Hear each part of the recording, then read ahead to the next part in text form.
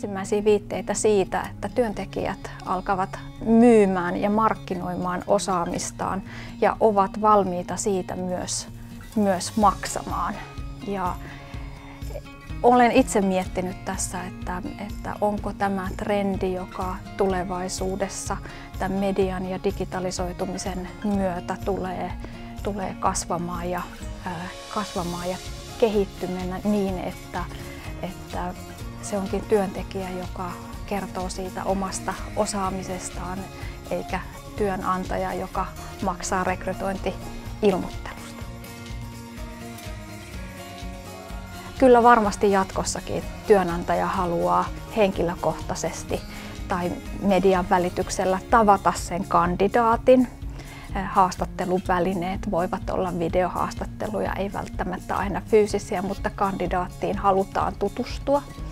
Ja hänen motivaatiotaan ja sopivuuttaan siihen tehtävään tarkastella sitten haastattelun avulla.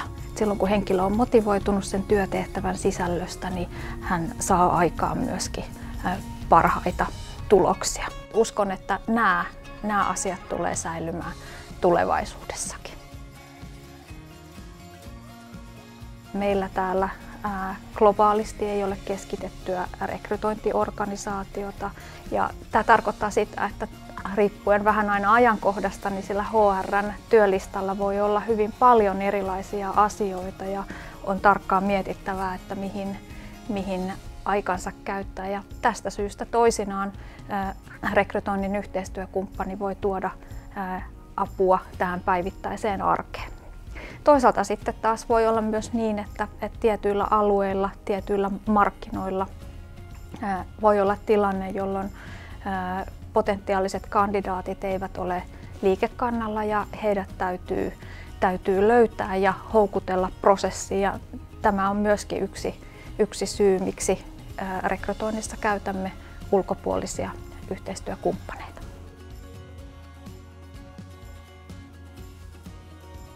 Meille on tietenkin tärkeää se, että yhteistyökumppaneilla on kyky kuunnella ja ymmärtää asiakastarpeemme kulloisessakin tilanteessa.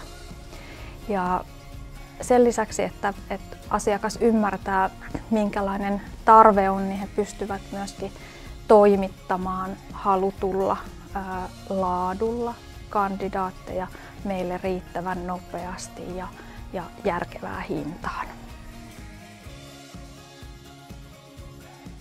Pidän Business Likea ketteränä paikallisena toimijana Suomen markkinoilla, joka on täällä oleviin tarpeisiin pystynyt vastaamaan omalla asiantuntemusalueellaan hyvin.